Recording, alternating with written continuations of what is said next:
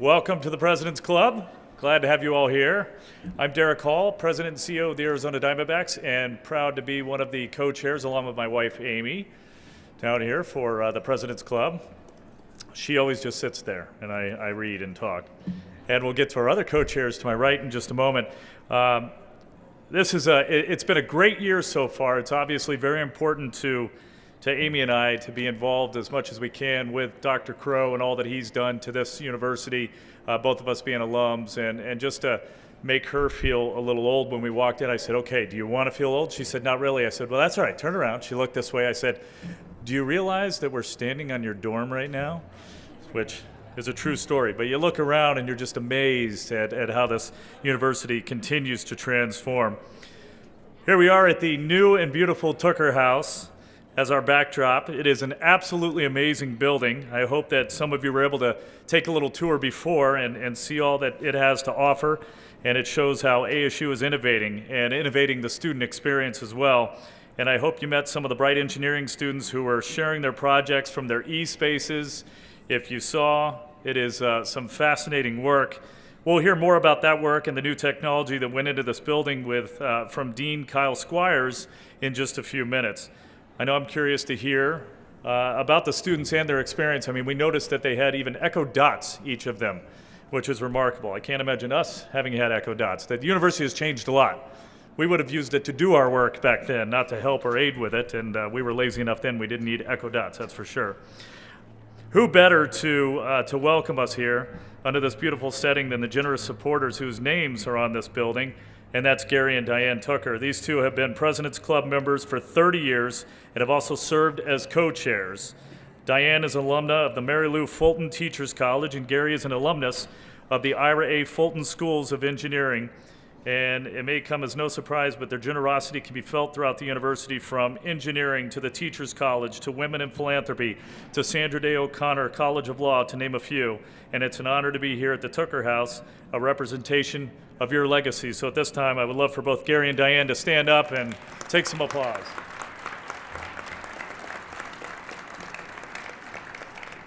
Thank you both so much.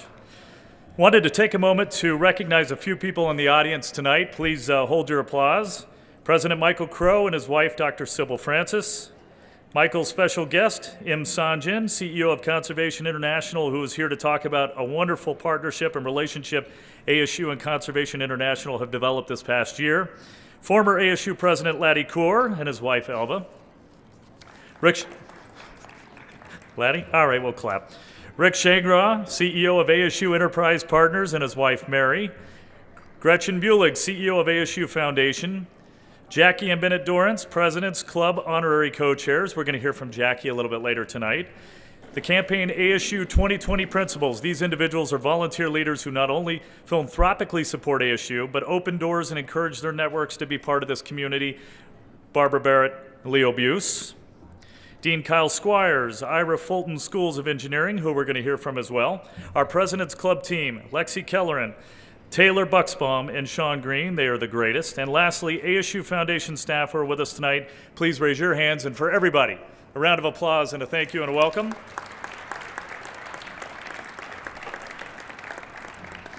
As President's Club members, we're a group of individuals who directly support President Crow.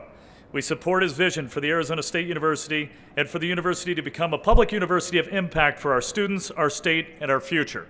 It's through Campaign ASU 2020 that we're able to tell this compelling story of philanthropic success and recognize the people who make it happen. You'll hear more about the transformational impact from Dr. Crow later tonight, but I want to share just two concrete examples of the impact we and the President's Club have had in the past year and the story that we're helping to write. Our commitment to Campaign ASU 2020 is strong. This past year, President's Club helped support, first, the transformation of ideas, environments, and communities through Turning Point magazine. This is a magazine that has been cover to cover, created by ASU American Indian students. It offers advice and guidance for American Indian students by American Indian students. It's just one effort aimed at easing the burdens of these students, building connections and community, breaking down stereotypes, and providing a new path forward. We believe this is the first magazine of its kind created by and for American Indian students in the United States. Second, Putting limitless dreams within reach, we funded a research trip for ASU student Karina Tapscott. She traveled to 5 countries in over 3 months and conducted exploratory research on bystander intervention as a prevention method of sexual violence in university communities. This trip allowed her to conduct focus groups as well as one-on-one interviews with key informants on the topic. These are just 2 examples, and you'll hear more about our impact later tonight from Dr. Crow and Sanjayan. We can be proud of what President's Club has contributed to advancing ASU's reputation as an exceptional public university. Before we continue with the program, I'd like to take a moment of silence to remember a few of our friends who are part of the President's Club and larger ASU family. My dear friend, the sweet, longtime, generous athletics donor, Steve Butterfield, Butter. President's Club member and eternal lifelong learner, Frank Skip Schniro. And David Lincoln, notable friend to ASU and generous supporter of many areas.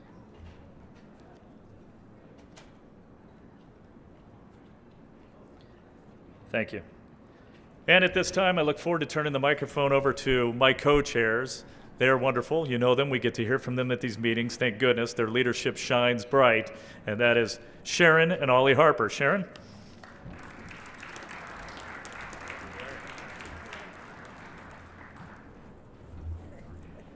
So good evening and welcome. On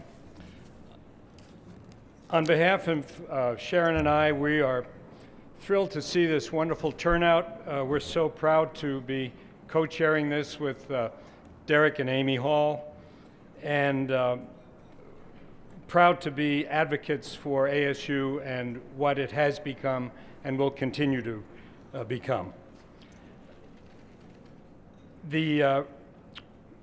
I wanted to give you a window into a piece of ASU's creativity and dynamism that Sharon and I were able to see just a couple of weeks ago. We were down at the Grant Street Studios, where the candidates for the Masters of Fine Arts have their studios and their exhibition space, and where there's this wonderful interaction of the arts, of painting and ceramics and sculpture and photography, and the shared wisdom and talent and creativity of all these people concentrated in one place. And the occasion that we were down there was an event organized by Dean Stephen Tepper, and he had assembled a diverse faculty with expertise in architecture and dance and music and other forms of the arts. The theme of the evening was to demonstrate how the arts can cooperate with other disciplines, for example, with city planning and engineering and climate science, in order to form the ideas for a better community, a better city, a better state, a better country, and a better world. And this was a window to the vision of Dr. Crow and his concept of blending the wisdom and knowledge from different disciplines to solve problems and create opportunities for our good, and especially for generations to come. So that was a thrill to be part of that event. I think we have the scholarship slide. So in addition to some of the impact that Derek shared earlier, the President's Club awards scholarships every year. And they come from an endowment established by the President Club founders and longtime members. This year, 22 President Club members have volunteered to join the committee and participate in the selection process of these wonderful scholars. The President's Club scholars are outstanding university students who exemplify the best of what the President's Club aims to be and aims for them to be. I'd now like to recognize our new members. It's my great pleasure to welcome the newest members. You're joining a great group here at ASU of believers and supporters. The full list of names should be on the screen, but I wanted to personally welcome those of you who are in the audience. And thank you for joining this important group of ASU advocates. So Sydney and Rock Arnett, welcome. Todd and Liz Hardy. Betsy Cantwell and David Halakainen. Amir Lahuti, Kathleen and Brian Miller, Angela and John Meisner, Debbie and Bruce Sobel, Joyce and William Woodruff. So welcome to all of you, and it's a pleasure to have you here. Good? Yeah.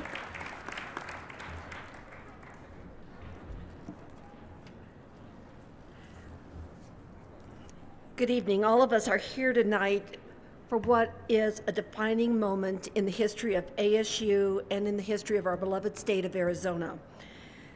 This is a message for all of us. We're here tonight because we recognize the importance of the university for your family, for your businesses, for the university itself, for our region, and for the state of Arizona. We all here recognize leadership. It is why you've stepped up this evening, why you step out for what you know is good, for what is important, and what can change the game. We're the people and the leaders who have a great opportunity to stand on those past leaders in our state and those past leaders here at ASU who have paved a way for us, who came before us, and who now allow us to have a special place in history. But we're at a new moment in that history here at ASU, and it is all of us who now must pave for the future, to pave the way forward. Actually, we are the shoulders on which the future will stand. And at the front of this is President Crow. It is his vision, and with his drive and his leadership, and with all of us standing behind him and in front, we can together define a new and innovative time for ASU. And we're ready for that next giant leap forward. And that's what the President's Club is all about. It is special and it's critical.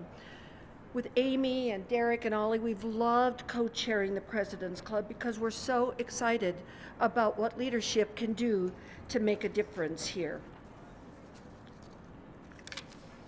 That's really what the President's Club is about. Ollie mentioned many of the new members, and it's been incredible how many people have joined the President's Club recently, and they're inspired by what the leadership is doing here at the university. The campaign ASU 2020 is all about the community joining forces with us to create a remarkable future. We have several guests in the audience today who are considering membership. I was actually going to say we were going to lock the doors until you signed up, but then in this venue, we can't do that. So reach to the center of the table, take a look at what you could do because it will be transformational here at ASU. I'm confident you'll find this relationship to be rewarding and exciting and a lot of fun. Also, we have some current members who are here today who have created additional special gifts to the President's Club because they're inspired by what Dr. Crow has done and what he can do. And I want to thank all of you and encourage you to do what you can to move everything forward here at the university because it impacts all of us, our families, our region, and our state. So now, with all of that and an appreciation for you being here, I have the exciting privilege to introduce Dean Squires, and I'm so pleased, the Dean of the Ira A. Fulton School of Engineering. The schools are focused on global leadership in the engineering, education, and research and innovation at scale. Nobody knows what scale is, like ASU knows what scale is. And what this means is millions of people's lives around the world will be changed because of the types of engineers we're producing here at ASU. He is a professor and a researcher at heart and applies his expertise and explains ways to improve the aerodynamics of aircraft, ground vehicles, and sports equipment. Pretty incredible. And he has a patent on the most aerodynamic golf ball ever created, currently with a local industry partner. So all the golfers can line up here afterwards, and he has an opportunity to really help you out. We're lucky to have him at ASU. We're really lucky to have him at ASU. And as he makes his way to the stage, we're going to show a short video about the Ira Fulton Schools of Engineering. Thank you all.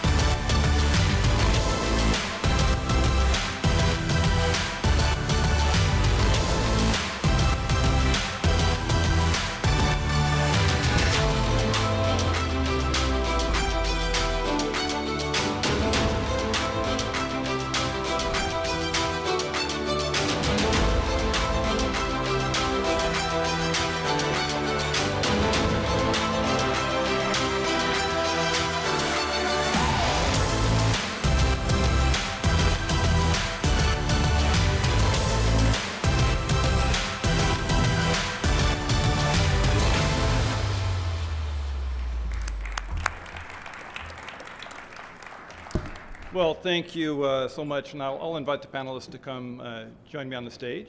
We'll kick this off in a moment. First, thanks again. Welcome to Tooker House. So we're in the last week of the semester, and so the students are preparing for finals. You're sitting among 1,600 engineers, and it's true that we also made available to our student body in Tooker House Amazon, Echo Dots, Alexas. I have to tell you that when you have 4 kids in a suite, and they all say Alexa, and you get 4 Echo Dots talking at you, it's kind of interesting. But what you're seeing here, this is not your parents' dorm. So this is probably one of the most important instantiations of the blending of the living and learning environment. This isn't where you go to eat, this isn't where you go to sleep. You do those things, but this is basically where you go to learn how to be an engineer. I taught in that East-based classroom over there that had the student projects.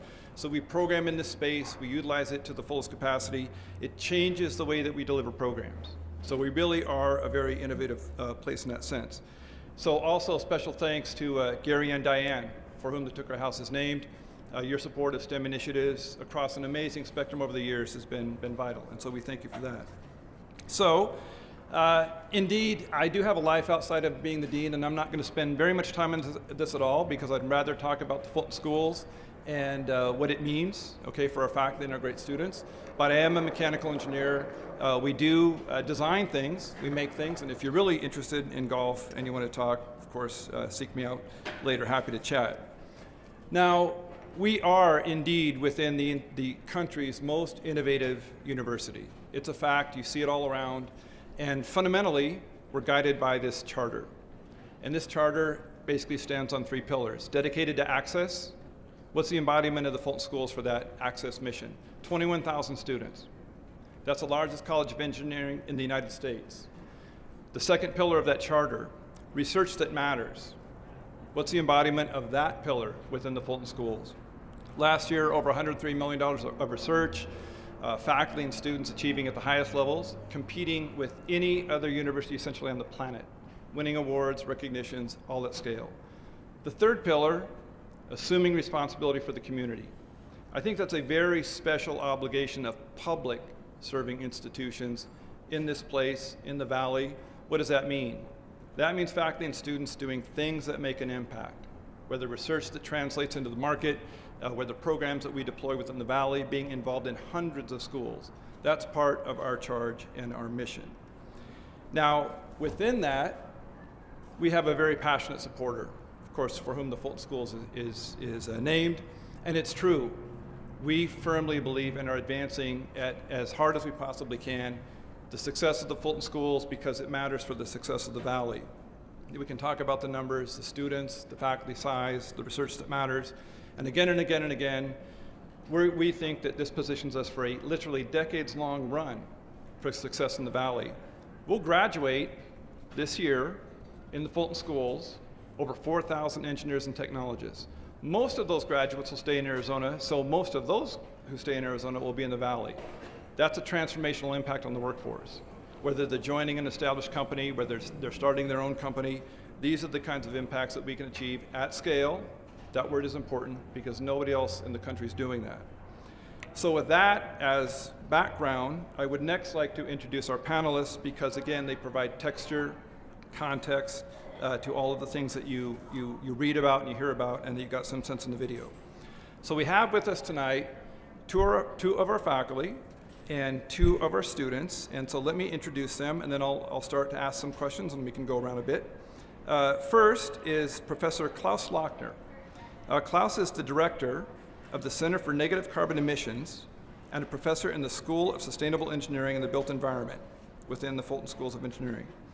Klaus's research interests include closing the carbon cycle by capturing carbon dioxide from the air, carbon sequestration, carbon footprinting, innovation, energy and infrastructure systems, and their scaling properties, including the role of automation, robotics, and mass manufacturing.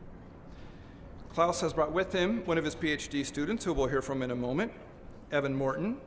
Evan's a doctoral student in sustainable engineering who wants to implement renewable energy technologies and sustainability strategies, practices in developing countries as a way to increase their economic development.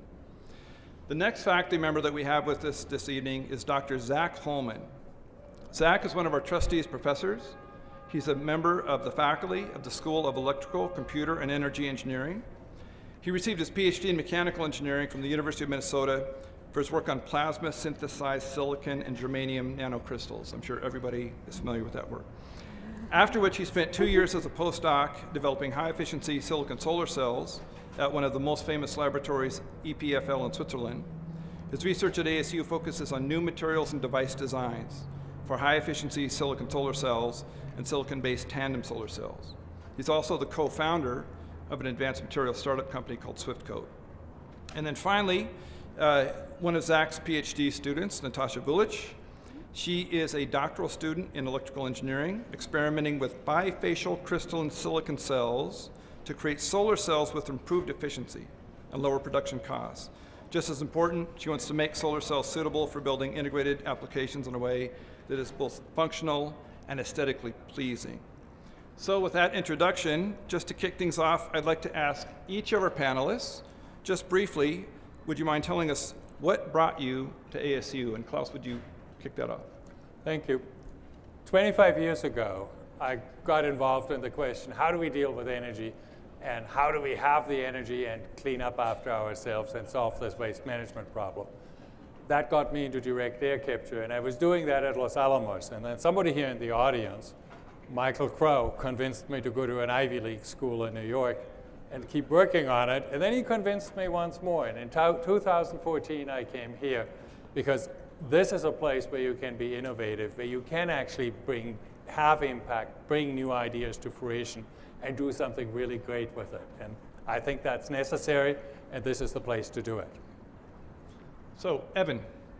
I came to ASU, I was looking for a graduate school, and ASU kept popping up whenever I would search my different interests. I was very interested particularly in sustainability and how I could integrate sustainability into my engineering work. And every time I searched things I was interested in, ASU was always the first thing on Google. So that definitely made me apply to the school, and I'm very glad I was accepted. So, Dr. Holman, Zach. 6 years ago, I was working in Switzerland as a postdoctoral researcher studying solar cells. And it turns out the only place more awesome to study solar than in Switzerland is Arizona, and is at ASU in particular. So that's why I came. So, Natasha.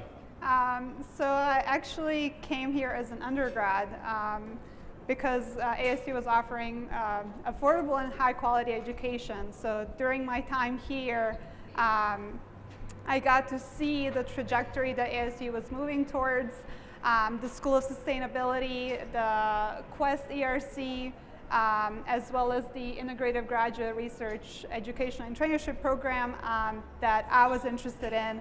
And so that got me inspired to stay here and work in solar energy. Excellent.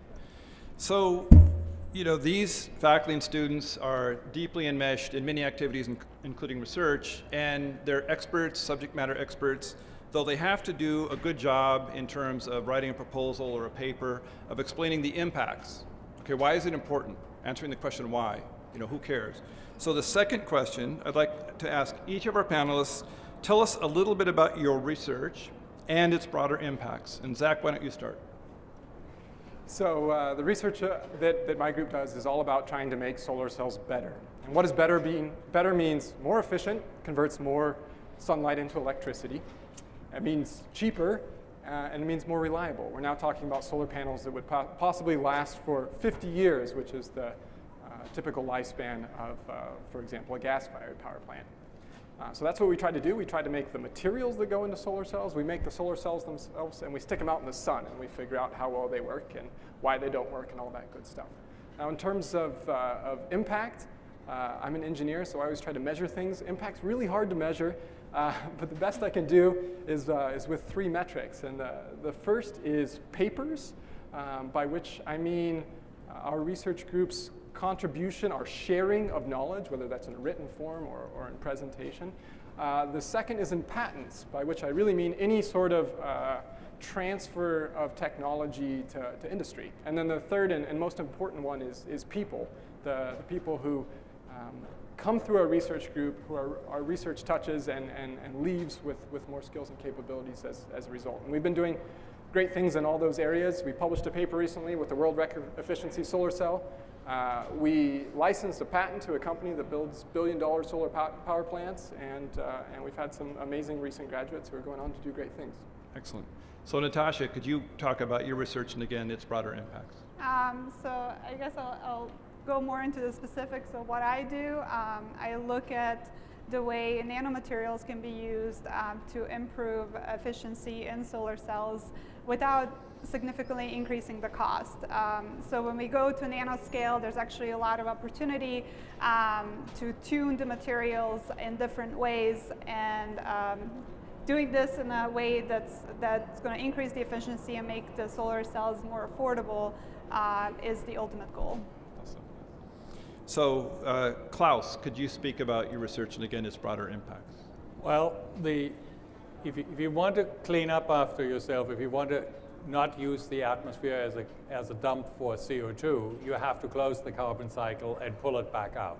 So one of our central themes is, how can we do this? And how crazy this is, how difficult this is, you can read up in the New Yorker, who wrote a great article about that, Elizabeth Colbert, in November, where this is nicely described. But the challenge is, people tell you this is too difficult, impossible, can't possibly be done.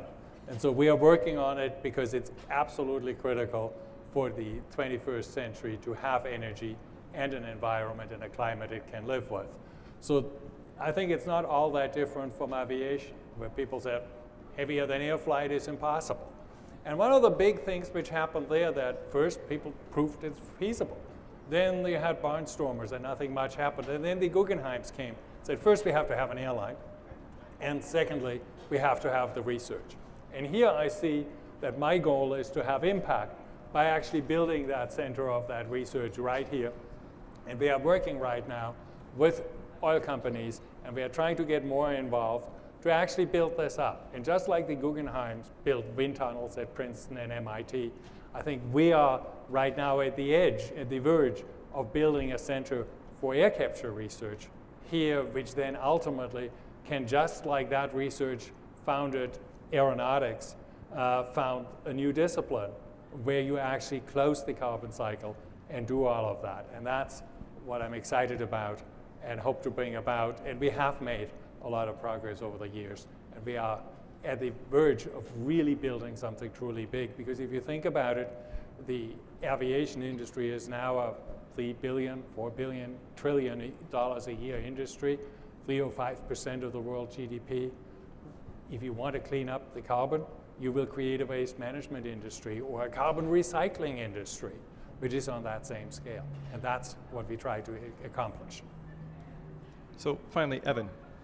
So I'm focused on more of the policy side of what Klaus was just mentioning. If we look at carbon dioxide emissions going into the air as more of a waste management paradigm, we need to clean up after ourselves. So how does looking at carbon dioxide as a waste, how does that affect environmental policies? I'm looking at how to design policies that engage the fossil fuel industry so we can work with them to reduce their carbon dioxide emissions. And this has a great impact on our world if we want to continue living on this earth and reduce global warming and other climate change effects. We have to take out the tons of carbon dioxide that we're constantly putting into the atmosphere.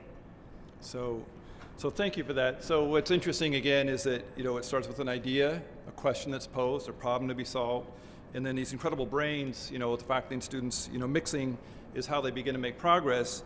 It's always interesting when you talk to the students, which is the next question, to ask, A, when did you become interested in research? And then B, how did you find your current research area and advisor? So Natasha, would you like to start? Yeah, so when I started undergrad, I wasn't really thinking so much about research. I was in mechanical engineering, and my junior year, I actually added a second major in sustainability. And that got me excited again about going back to engineering and being able to do something about the issues I was learning about. And so I actually switched to electrical engineering because I saw a lot of the solar panels that were popping up around campus. There's also a campus metabolism where you can check out how much they're producing, and I thought this was really cool that this technology is being integrated into the built environment where we can interact with it, and it's not out of sight, out of mind. It starts the conversation about energy. So this is something that I wanted to make an impact in, and because of the National Science Foundation research experience for undergrad and also the Fulton Undergraduate Research Initiative, I had a chance to get involved into research as an undergrad at the Solar Power Lab. So. Excellent. So Evan, your path to research in this particular area. So I've always been interested in going to graduate school since I was in high school, and so I knew that would involve research in the future. But during my undergraduate degree, I started learning more and more about climate change, and I kept hearing about it on the news, but no one was ever really saying much about solutions for it. They were talking mostly about the dangers. So that really got me interested in, well, how do we fix this problem? So started learning more about renewable energy technologies, and then further into environmental research and sustainability, and that led me to ASU, and I was very interested in merging my past knowledge of engineering and putting that into more a policy field. And that's how I ended up in my research field. Excellent. So now it was, apparent in the video that started, and when you think about the Fulton Schools, is again the transformational opportunity we have in the Valley, especially in the technical space and the tech economy, to change it. And this is another perspective-setting question. First for Zach. So you and your team are pushing the boundaries of solar cell output. How are you impacting the future of solar here at ASU? Yeah, it's a really interesting time for solar. For the first time in 2016, the US installed more new solar electricity than any other source of electricity. More new solar than gas, more new solar than coal, than wind, anything else.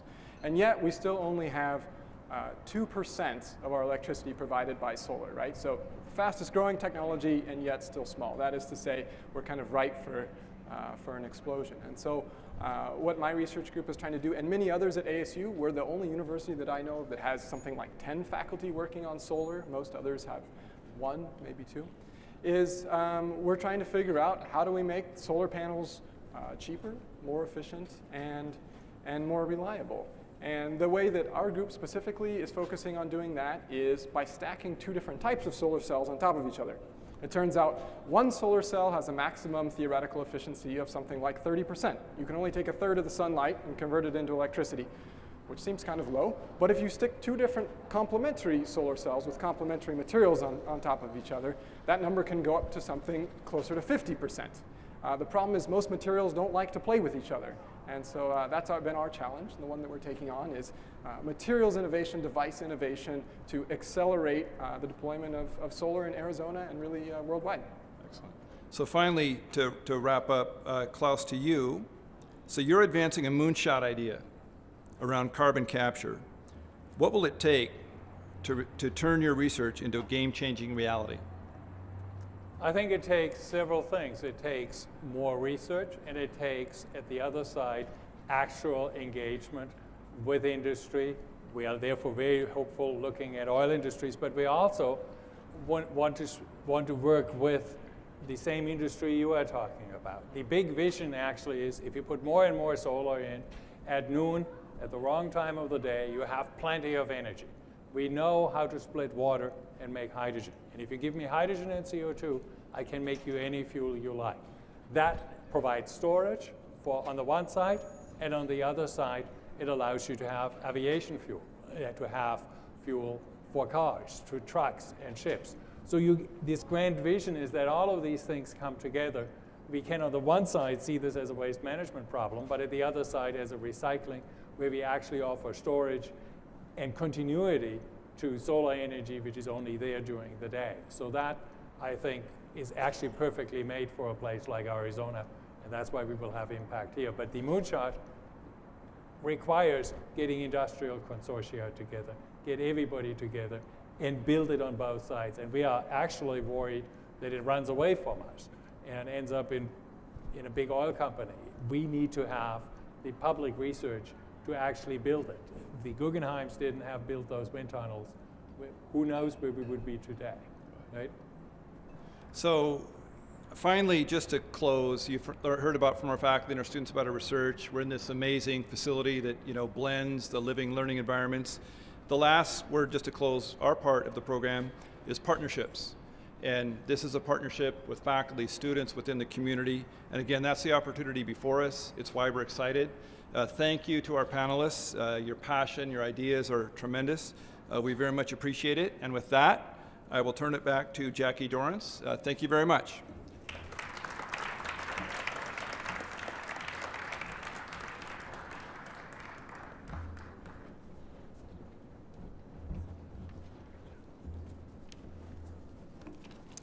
Wow, what an amazing engineering program we have at ASU. Bennett and I are very proud that a scholarship program that was established almost 20 years ago, the Dorrance Scholarship, has provided financial resources to a number of engineering students throughout the years, as well as to students in a variety of disciplines who are first in their family to attend college. That's our number one premise.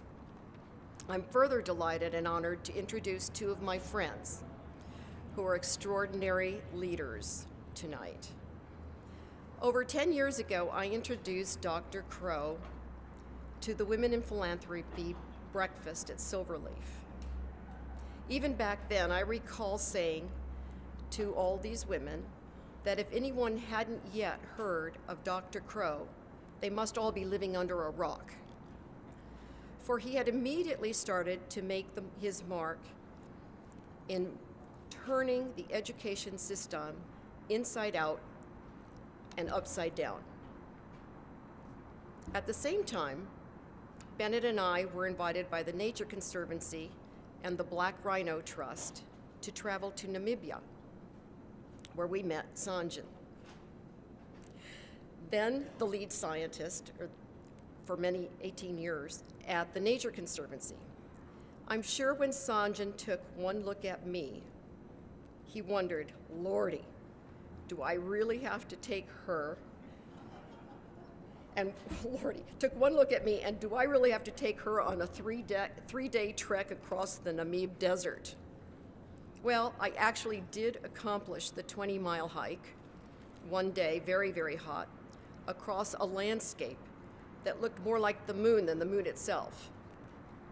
Since then, Bennett and I have accompanied Sanjayan, who by then knew I was very tough, to Palmyra in the South Pacific, to the Solomon Islands, and most recently to 2 amazing weeks in Kenya, where we are going in July, and we're taking our 7 grandchildren to the same place, and the lowest is age 3 and then 14.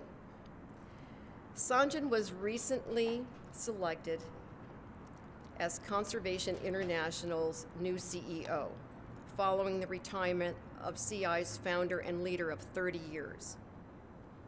Sanjayan has great mentors within the ranks of CI's board, but he looked to speak with smart, visionary partners from whom he could learn. His first visit was, you guessed it, the head of an institution that was already making huge strides in global sustainability and environment, among many other things. We know that. ASU's own Dr. Michael Crow. As the story goes, Sanjayan thought he had a pretty good idea of what his role as CEO was for CI. But Dr. Crow defined it in a new, radical, planetary scale. He said, quote, "You are one of a handful of people on this planet who is redefining our relationship as Homo sapiens with the millions of species with which we have evolved." Pretty heady stuff. That was mind-blowing and had a huge effect, profound effect on Sanjayan. No one thinks about the issues and challenges of living on this planet more than these two gentlemen I am about to introduce. They are transforming institutions and transforming ways of thinking. They make us consider new ideas of what is possible on a planetary scale.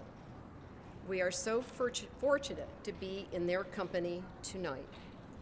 Welcome to the Transformers, Dr. Crow and Sanjayan.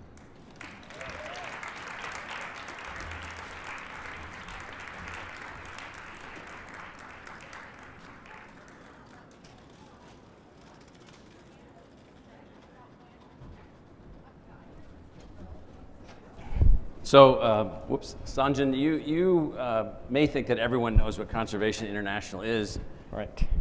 I know that they don't. And so, the way that the world's working these days is, as I said to you when we got together in my office before you took this job, I mean, it really is the case that a few members of our species have decided that it's probably not a good idea to contribute to the elimination of as many of the other species as possible, since it turns out that our fate is tied to them in many ways. And so just describe for folks just really quickly your core objective at Conservation International. Well, first of all, thank you all for being in and giving me this incredible honor to speak to all of you and to speak with Dr. Crow. I will say, after he told me what my job was actually about, I kind of I need to quit. I can't do that. It's too big. I said, don't quit, just wait till they fire you. You did say that. That's true. We'll see how tonight goes. So Conservation International was founded exactly 30 years ago by an amazing man by the name of Peter Seligman that some of you know. And the group who founded the organization was based on a very simple premise, that people need nature to thrive. So what I would say is we want to work in the places that have lots of nature, but also have lots of people who are dependent on that nature, and then pursue this holy grail of sorts, which is how do we live on this planet without exhausting all the things we need that make all our lives possible. The food we eat, the water we drink, the wildlife we enjoy and see, the air we breathe. How do we actually demonstrate sustainability in landscapes and seascapes around the world? We tend to work in pretty tough places. We don't work in the continental United States. We do work in Hawaii and in the oceans, and also in about 30 countries around the world, places like Liberia and Suriname and Colombia and Indonesia and China and Timor. And in those places, in every project that we do, every place we go and we want to conserve or protect, we ask a simple question. How do we create a virtuous cycle within the project so that private philanthropy is only the beginning, but not the thing that will sustain over the long run? And in the long run, it is the local communities, the local people, the cities, the towns, the people who live there, who in their own enlightened self-interest will want to protect their environment. So your life story is interesting. It's very interesting, in fact. So just talk a little bit very quickly about how you're sitting in this chair. What was the route to this chair? Well, okay, Bruce Springsteen comes into it. Let's see if I can do that. So I was born in Sri Lanka. When I was 5, I moved to Africa. All by yourself? All by myself, with my parents. We basically fled in the middle of the night with 2 suitcases, quite sort of literally transported over there. And refugees in Africa. Exactly. My dad got jobs there, and we worked, and he ran refugee programs around Africa. And when I was about 16, they wanted me to go to the UK. That's where, if you're an Asian, you go to the UK, you become a doctor, engineer, lawyer. That's your path. Someone gave me Bruce Springsteen's album, Nebraska. And something about that album kind of gave me this imagination of wide open spaces, that anything was possible. Listen to the last song on that album, it's kind of amazing. And it prompted me to think about America for the first time. And so we came on a trip here on Pan Am from Monrovia to New York. Imagine New York in the 80s, right? Went and got a McDonald's right off the plane, got a giant Coke with tons of ice. Subway was graffitied. Exactly, I mean, it was the whole, and then we went to LA. And that was it. And I sort of lobbied my folks eventually and came to college and then graduate school in the US. Went to UC Santa Cruz for my PhD, worked on wildlife conservation, worked for the World Bank, then worked as the lead scientist for the Nature Conservancy. Jackie, it's not 18 years. I know I'm not that old, really, honestly. It's like 14 maybe years. He's still young enough to care. So yes, yeah, fair enough. So did that, and then 3 years ago, I was introduced to CI in a formal way by actually 2 friends of ASU, Rob and Melanie Wharton. And in a very sort of conversation we had in a cafe, they said, you ought to meet Peter Seligman, because he's thinking about the next stages of his life, and it'd be an interesting place to go. But when I went to CI, I had no idea that I would be chosen as the next CEO. I knew I would have the front row seat to something amazing. That moment when a founder steps down and an organization decides. You don't pick a founder. If you're a founder, you're either successful or you're not. That's it. But the next person who comes after the founder, that's a choice. And it's quite legitimately a choice. And over 50%, if you look at the data from the corporate sector and the private sector, they fail. So I kind of wanted that front row seat, and 9 months ago, the board sort of picked me to try and run the organization with an amazing leadership team. So we're firing on all cylinders. So when your body is done and your brain is finished and they're talking about you, you're dead. Yeah. What will they say? What will they say? They'll say, well, he was really a good administrator. That's doubtful. He really ran Conservation International's budgets exquisitely. What will they say? Boy, that's a tough question. I knew this was going to happen. What do you want them to say? I actually don't. I'm honestly not worried so much about what my own personal legacy will be. I'm deeply in love with this planet and the places that I've seen. And if my legacy is honestly there, I honestly mean this, through those places and those communities who can protect those places, if the Earth is at a place where it understands just a little bit more why we need to protect nature, because it is in our enlightened self-interest, I'd kind of be happy about it. I want, obviously, Conservation International to thrive as an institution. I have no doubt it will. We have an amazing board. We have an amazing group of scientists, many of whom who are in the room here tonight. So the institution will be fine. My own legacy will be just fine through these places that I think I've seen and really care about. So, look, and if there's one piece to it, the one piece to it I will say is on the issue of diversity. So I will say that I am in a bit of an anomaly in terms of running a major environmental organization. If you look at the people who are involved, here's the weird thing about conservation. It's not very meritocratic, right? So if you really look at the people who are involved in international conservation, they don't look very international to me.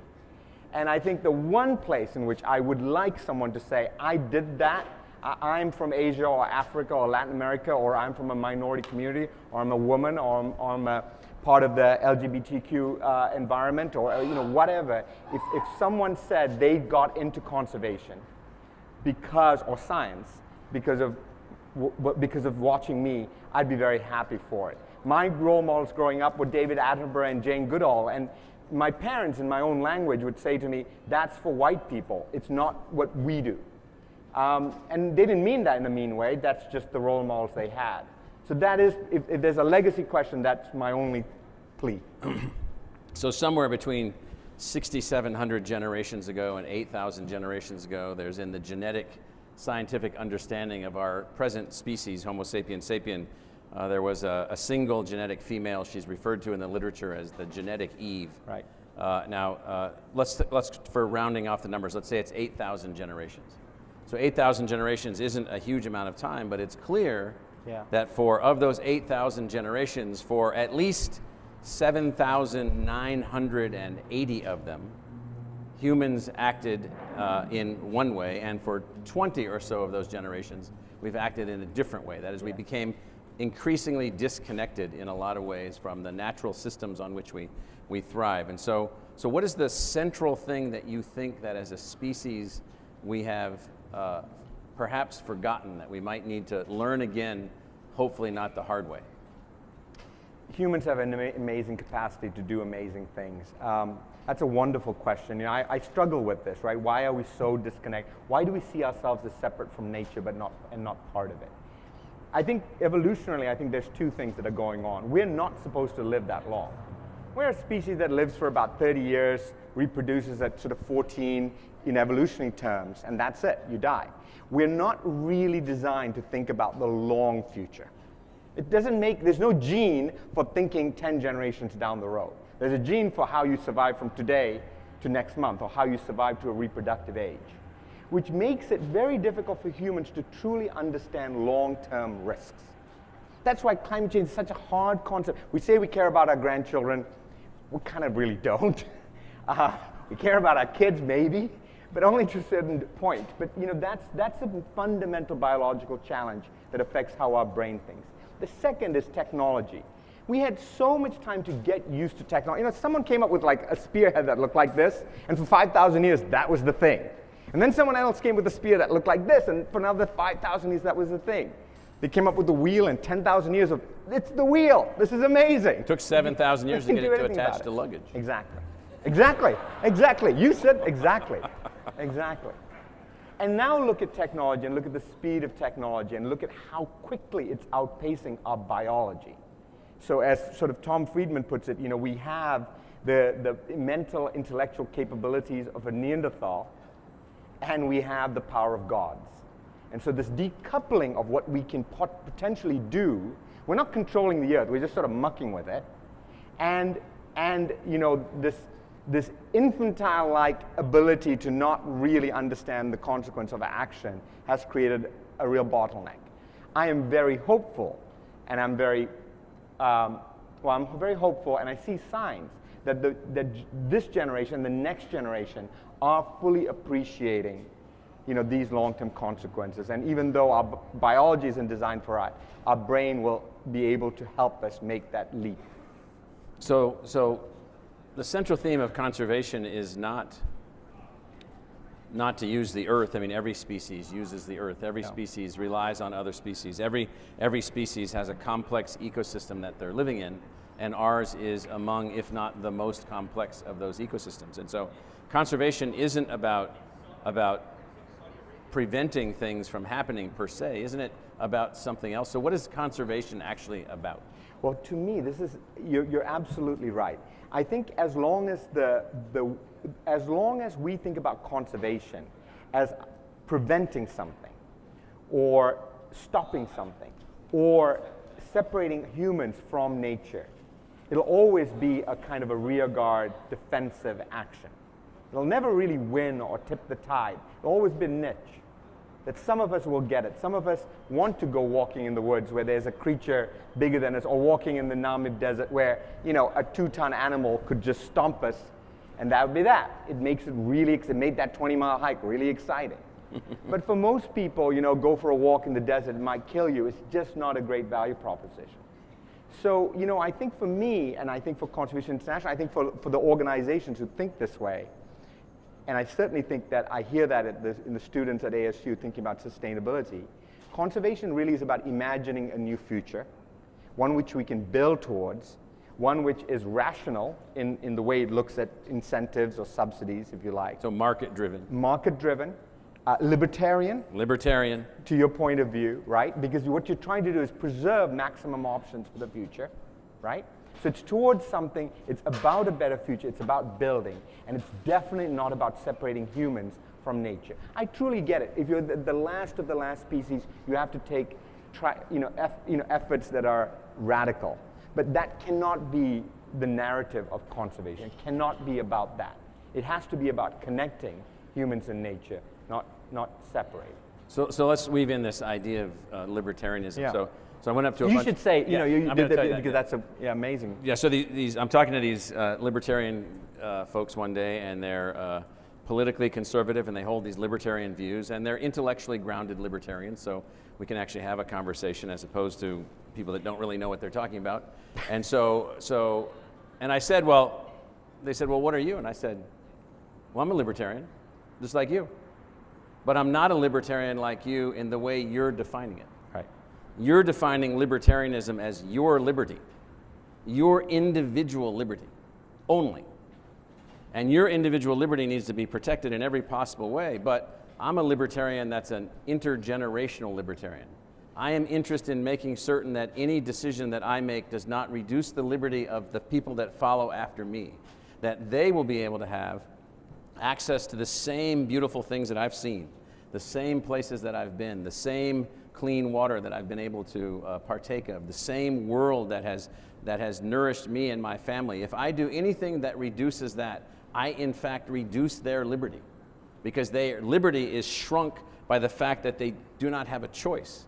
Liberty is about choice, and it's about the protection of choice. And so you and I talked about that a little bit once. So are you a libertarian? In that regard, I absolutely am. I just had We're going the to redefine it today in this meeting. No, I mean, it was just an eye-opener for me when Michael sort of sent it to me in that way. And I was recently in Montana speaking to the entire Fish and Game department in Montana. There's some libertarians in that department. 660 people. They've never been gathered together in one place.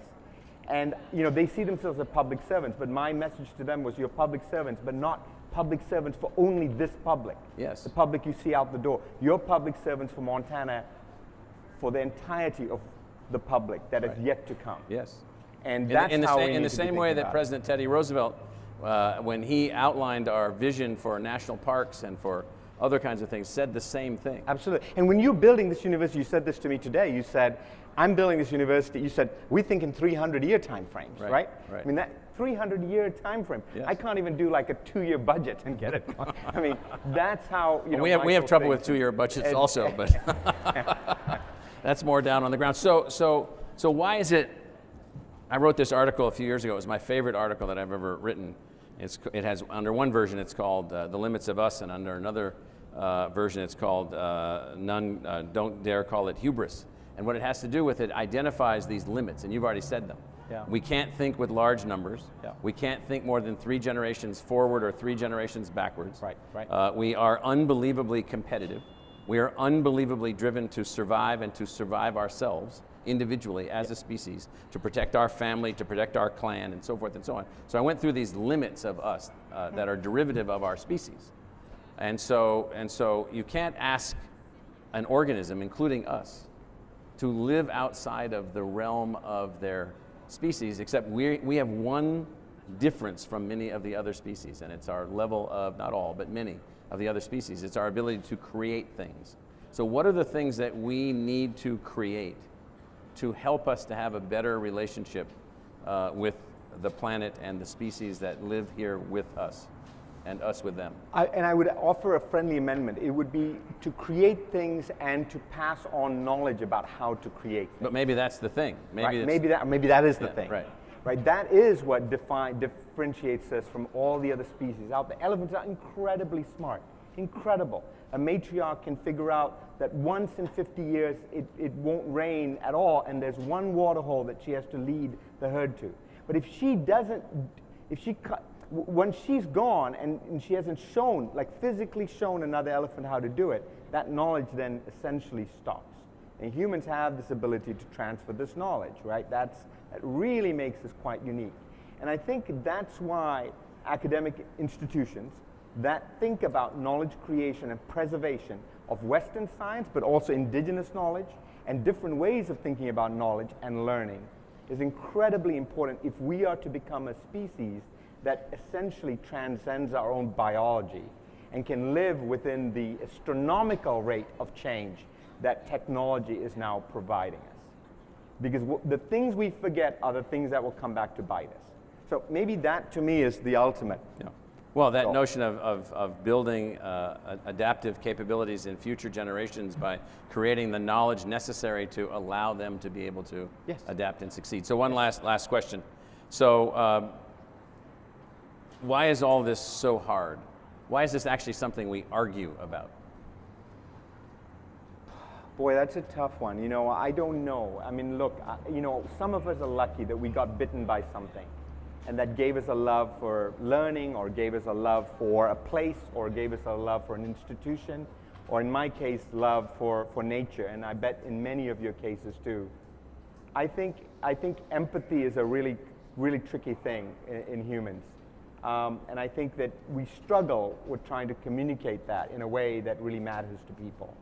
I honestly think love is not enough, and that we can't just talk about love of an institution or love of nature as the only model by which others can get involved. I also think we genuinely have to show value. If we can show value, you know, when you talk about, you know, creating a school of engineering, you can't have a great city without a school of engineering. It is about value creation for this community and city well into the future. When I talk about conserving nature, as much as I love elephants or I love whale sharks, I talk about those communities that are dependent on fisheries, or those people who are getting a benefit from ecotourism, or how it might be. But we have to figure out how to express love, but then also understand that value is ultimately what drives the world. Well, let's thank Sanjayan. Thank you, Michael. Thank you. Thank you.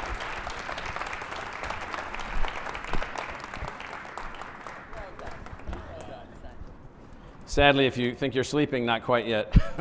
I want to give you a really quick, just 10-minute or so update on things at ASU. But before I do that, for those of you that are members of the President's Club, I just want to say thank you. You do empower us, as I've said before, as a sort of internal venture capital organization. We've got small resources that we can make many investments across the institution, allowing us to move forward, allowing us to do new things. And I just want to give you a sense of the kinds of things that we're able to do now. So this is a quick summary of the last 12 or so months, if we can go to the first slide. So again, the charter, you've already seen it. Dean Kyle Squires already put it up. This in and of itself is really important. We're putting down this charter in steel and concrete and rock on every campus. Laddie's already going to smile when I say this, so that somebody down the road doesn't come in and say, hey, I don't think we need to do this. I think what we really should do is we should decide to be like some other university, because that's, the stars are really in it for the future of the university if we just go ahead and mimic something else. Let me guarantee all of you that you are a part of the birth of a new kind of public university coming out of this place, Arizona, coming out of Phoenix, coming out of the traditions and the heritage and the culture of Arizona State Teachers College and Arizona State College, and then the emergence of Arizona State University. It is different, it will be different, and I just always want to lay that down. So this is something that's really important. I'm not going to walk through it, but we have established and proven a new public enterprise model for the operation of a public university. Small amounts of public investment, large amounts of partnership investment with very significant student outcomes across the entire society. This notion of our freshman class diversity being at 50-50, unbelievable diverse student body, 34% Pell eligible. That means at $40,000 a year or less. That's for kids from everywhere. From Arizona, it's 42% of the kids from Arizona that are here are Pell eligible, with one of the most significant, if you look at the right, this is an achievement in and of itself. We can now say that we have proven this model. This model says that no matter what your family income is, this is an accomplishment. The average net tuition to attend this university is $2,200 or $2,300 if you include work study or not for an in-state student. That's unbelievable. That's across 40,000 undergraduate students from Arizona. We've been able to shift the family incomes to where the population actually rests. Look at the blue lines. The blue lines to the left, the family incomes are lower to the left. You can see that our freshman class has grown and become more representative of the actual population itself. We have been named, as you've heard, the #1 university in the country for innovation for each of the last 3 years, the only 3 years that this ranking has been put in place. We listed not only number 2 and number 3, but also the others that were in the top handful that were around us. Cornell, Purdue, Georgia Tech, USC, these are all highly ranked, highly innovative institutions. What does innovation mean? It means that in Arizona, at ASU, with support like you give us through the President's Club, we can fund new ideas instantly. A woman was in my office today, a faculty member that I'd read a story about. Hadn't seen her for 3 or 4 years. I read this story. Whatever she's working on, her first name is Athena. She comes in, and I've read this story that she's working on this completely new model to attack cancer, unlike anything that humans have ever done. Now, she has lots of research funding, but she doesn't have funding to convene. She wants to bring together all the other students and all the other scientists that are in her niche of thinking about this new trajectory against cancer. What do you need for that? I need $75,000 a year to make something like that happen. Now, to her, that's a lot of money. And no one is going to fund that. You funded it. You funded it. We gave her that support for 5 years.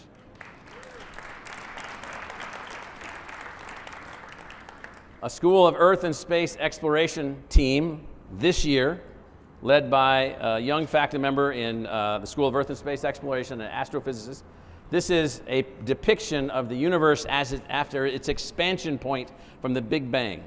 What is the Big Bang? A 1 millimeter across sphere, and in it all energy and all matter at the time of creation. You can read the first line of the first chapter of Genesis and see the exact same identification. What was at the beginning? Energy. Energy, light. So this guy, this faculty member, is searching for first light. So if you go back and you're looking for the first star that emitted light after the Big Bang, it turns out it was 180 million years after the Big Bang. Our team detected that light with the leadership of ASU, our students, our faculty. This is an unbelievable achievement. I was complaining to the Arizona Republic writers the other day. The New York Times made it a feature story. It wasn't covered in the Arizona Republic. And it was mentioned by everyone that said it, that this is, whoever did this, Nobel Prize. Whoever did this science, Nobel Prize. Our researchers developed the world's fastest and most accurate blood tests for tuberculosis. So this is one of our scientists in the Biodesign Institute. The world's fastest and most accurate blood test. You take a simple blood sample, you know instantly whether or not the person has tuberculosis. Tuberculosis is highly contagious, destroys families, destroys communities. This guy's not a MD, he's a scientist. He's developing a new tool using advanced chemistry, advanced physics, advanced engineering, everything that we have working in our Biodesign Institute. I'm just talking about stuff that happened this year. Mayo Clinic School of Medicine welcomed its first cohort of students in Scottsdale. Open, underway. We worked with the Mayo Clinic. We built a relationship with the Mayo Clinic. We built new activities with the Mayo Clinic. We said that we could work and be supporting of the Mayo Clinic Medical School expanding into Arizona. It's here, it's open, the first class is in place. And beginning next year, the Mayo Clinic will begin admitting super genius, unbelievable freshmen and sophomores at the Barrett Honors College for their life moving on to the Mayo Clinic Medical School. So this is a whole new way in which we're working. ASU launches our newest transdisciplinary school. What is this school? These people are holding copies of the Federalist Papers. They bought from some resources we had an original copy of the Federalist Papers. This is our new school. This is the 18th or 19th new transdisciplinary school. People think of it as a conservative school. Those would be people that don't actually know that it was basically a school built around new ideas for economic and political thought that were put in place just prior to the founding of the United States, on which our entire country is based. This school is running like an academy, 100 undergraduate students, graduate students, PhD students, fantastic dialogue, fantastic discussion. So it's our school for economic and political thought, a fantastic achievement. We have an immunosignature diagnostic that leads to a whole new way to just take, again, a blood sample. The object that you see there is not just taking the blood sample. It's a calculating device, a computer device. We won an $850 million mission to an asteroid 270 million miles away called Psyche. It's all metallic. That's it on the right of the picture. Lindy Elkin Tanton, who is the director of our School of Earth and Space Science, this was not respond to the RFP, she conceived of the mission, thought the mission up, built the team to advance the mission, built everyone that can work with her on the mission, every other institution, engineering companies, other scientific organizations, organized her students and so forth and so on, and we'll be sending this object out. You've heard me talk about this before. You're seed funding now through the President's Club another project that she's working on called the Interplanetary Initiative. And here's what we've asked her to do. Find every brainiac that walks on this planet that thinks about what it's going to be like when we someday leave this planet. Now you might say, why would anybody think about that? Well, we're not staying on this planet forever as the only place we've ever been. It turns out this planet is a life incubator. We are part of the life that's been sprung from this planet. We have evolved on this planet. We have moved forward on this planet. Well, she's also advancing that, and you've invested in this. We've become one of 4 schools in the country last year to win Fulbright, Rhodes, Marshall, and Churchill Scholars. Those are the top flight scholarship programs awarded to undergraduates on the planet. 4 colleges out of 4,500 colleges in the United States won a student for each of these. And the young man in the middle, who grew up in rural Zimbabwe, is a Rhodes Scholar now and a graduate of Arizona State University in electrical engineering. Fantastic, fantastic achievement. So, we have moved quickly as an institution. We've evolved quickly as an institution. I just wanted to give you a sense of the kinds of things that are being accomplished on a sort of an annual basis. These things are accelerating. We're evolving on many, many fronts. We're evolving on many dynamic fronts. I do want to say that someone earlier said, I think it was Jackie Dorrance, that you supported students that came from first-generation college-going families. We have 23,000 undergraduates at ASU who are from families that no one has ever gone to college before in their family. Right now, today, 23,000. So for us, so on every front, we have found ways to build entrepreneurship within the institution, innovation within the institution, drive and a new culture within the institution, and the President's Club has been a part of all of this. I might also add, since Sanjayan, I didn't mention this, Sanjayan, are you appointed to the faculty anywhere? Yes, I am distinguished professor of practice at ASU along with half a dozen of my colleagues. So Sanjayan is answering that he's a distinguished professor of practice at Arizona State University with about 6 other conservation international scientists who are then brought in amongst our faculty, becoming professors of practice with our academic professors, blending their knowledge, changing the teaching paradigm, changing the pedagogy, working on problems, understanding things in different ways. So this is, to make my speech done, this is the way we roll. So, thank you.